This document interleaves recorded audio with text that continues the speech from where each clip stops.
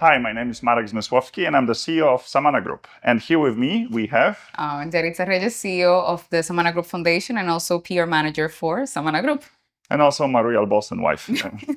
So welcome to our pre-recorded webinar, where we're going to tell you a little bit more about what is Samana Group, what is our vision, what is our future.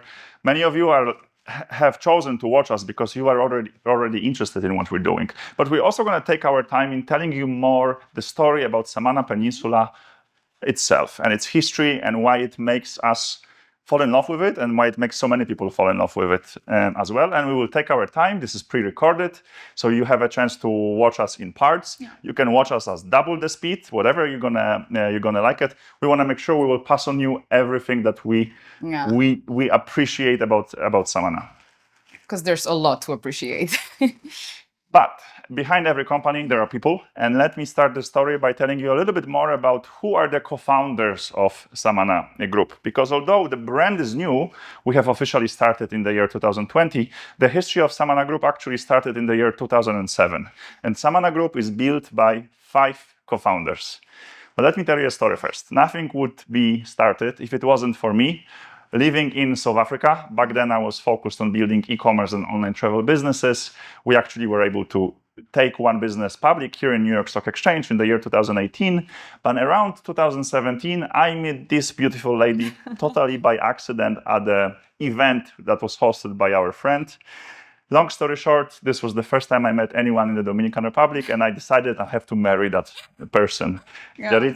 So basically, 2017, I was traveling around the world doing charity work with the Miss World organization and other organizations that were seeking to help people. And basically, I was delivering meals and funds for different places in South Africa. When I met this man, and little did I know that this was going to be my long-term charity project. That then turned into another baby that is now Samana Group. During that trip, where I found my wife and found the next project, the most important project, most likely of my life, I also met our co-founders, Shannon Robertson and Thomas Avogadro, who have been involved in Samana since 2007. I will tell you what they've been doing. Were the ones that met us totally by accident in a hotel in Samana. And after a few years of relationship, of friendship, around year 2020, we decided to take our relationship to the next level and turn it into what is now Samana Group. However, we were lacking one more person. We were lacking a proper real estate developer in the co-founding team. And there I reminded myself of my great friend from Poland, Piotr Baran, who has been in the real estate industry for many years in Poland. He runs a company that has been on the market for 35 years, started by his father. They have more than 10,000 residential units in their portfolio, and together with us, they are growing into the Caribbean region.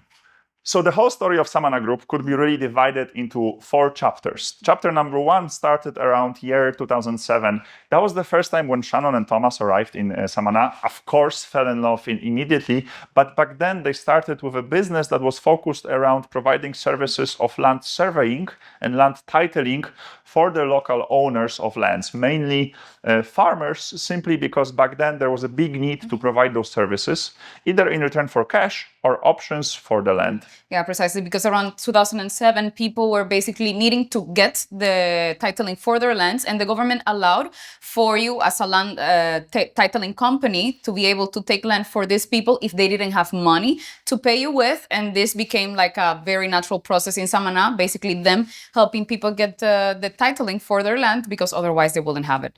It was a great win-win situation when the farmers could finally hold a legal ownership title of the land they were farming on. They could sell the land, they could take a loan against this land, they could send their kids to school. It was definitely an important part of empowering the local communities.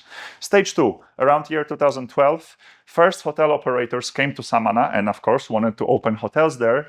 But back then, Shannon and Thomas decided that they're not going to necessarily sell land for new investors. They're going to contribute the land in return for shares in those upcoming hotel projects. And I'm going to name a few.